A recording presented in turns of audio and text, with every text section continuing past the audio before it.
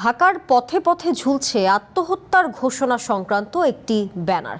একা নয়, পরিবার সহ আত্মহত্যা করতে চান ঋণগ্রস্ত এক তরুণ।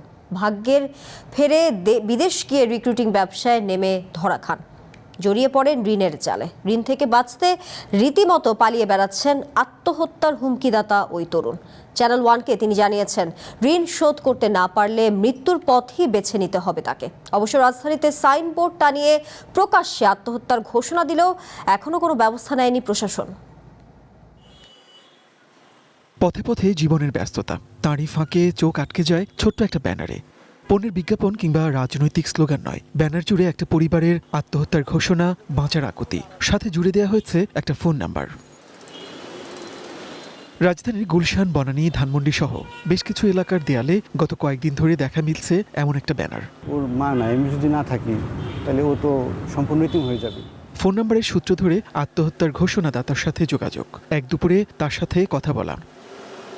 শুরুতেই নিজের নাম পরিচয় গোপন রাখার শর্ত জানালেন তিনি ঋণগ্রস্ত, উন্নত জীবনের আশায় দুবাই গিয়েছিলেন। লোভে পড়ে সেখানেই রিক্রুটিং ব্যবসার সাথে যুক্ত হন। বিদেশে যাওয়ার জন্য অনেকেই তাকে অগ্রিম টাকা দেন, কিন্তু সেই টাকা মেরে দেয় পাকিস্তানি এক এজেন্ট। তারপরই জীবনের ছন্দপতন। এই ম্যান পাওয়ার বিষয়টা কিছুই জানি না, আমি এই বিষয়ে কোনো অভিজ্ঞতা নেই। তারপর আমার ভিতরে লোভ চলে আসলো যে এখান থেকে হয়তো আমি ভালো কিছু করতে পারবো। আমি কোনো উপায় না পেয়ে অনেক বড় ঋণের বোঝা নিয়ে বাংলাদেশে চলে আসছিলাম। ভিসার মেয়াদ শেষ হওয়ার সময় আর কি।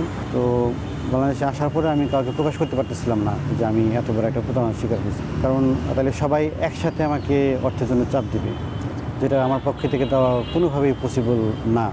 দেশে ফেরার পর লিভার ক্যান্সারে সন্তান সম্ভবা স্ত্রীর মৃত্যু, 2 মাসের ব্যবধানে বাবার মৃত্যু। 37 বছর বয়সী এই তরুণের পরিবার বলতে এখন শুধু 9 বছরের এক সন্তান আর মা। মাথার উপর এখন প্রায় 1 কোটি টাকার দেনা। অবর্ণনীয় একটা প্রতারণার শিকার হয়েছে ওনার কাছ থেকে আমি। বলছেন সহায় সম্বল বলতে কিছুই নেই। ঋণ পরিশোধে সাহায্য চেয়ে প্রধানমন্ত্রী থেকে শুরু করে দেশের বড় বড় ব্যবসায়ী সবার কাছেই চিঠি লিখেছেন, কিন্তু কোনো সাহায্য মেলেনি। শেষমেশ আত্মহত্যার সিদ্ধান্ত। আমার জন্য এই দুনিয়া না। অলরেডি একবার নিছি আমি। মেয়েটার মুখ ভেসে উঠছে চোখের সামনে, আমি ছাড়া কেউ নাই আমার মেয়ে এবং মার। হয়তো এই জন্য আল্লাহ আমাকে ফিরিয়ে দিছে। এরপরেই আমি শেষ চেষ্টা হিসেবে আরেকবার চেষ্টা করি। চেষ্টা হিসেবে আমি এই সাইনবোর্ডটা দিছি আর কি। অনেকের পক্ষে সম্ভব, তাদের মনের একটা ইচ্ছাতে আমার এই সমস্যার সমাধান হয়ে যাবে তারা চাইলে। বাঁচার তীব্র আকাঙ্ক্ষা থেকেই আত্মহত্যার ঘোষণা দিয়ে ব্যানার টানিয়েছেন এই তরুণ।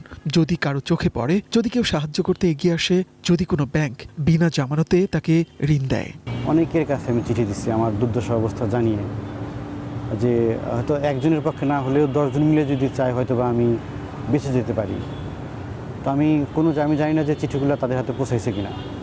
যখন আমি কোনো রেসপন্স না পাইনি, তারপরে আমি সিদ্ধান্ত নিয়েছি যে আমি আত্মহত্যা করব, কারণ এটা ছাড়া আমার কোনো ওয়ে নাই। মোড়ে মোড়ে আত্মহত্যার ঘোষণা সংক্রান্ত এই ব্যানার ঝুলছে 2 দিন ধরে। প্রশ্ন হলো, একজন ঋণগ্রস্ত মানুষকে আত্মহত্যার পথ থেকে ফেরাতে রাষ্ট্রের করণীয় কি? মনির মিল্লাত, ওয়ান নিউজ, ঢাকা।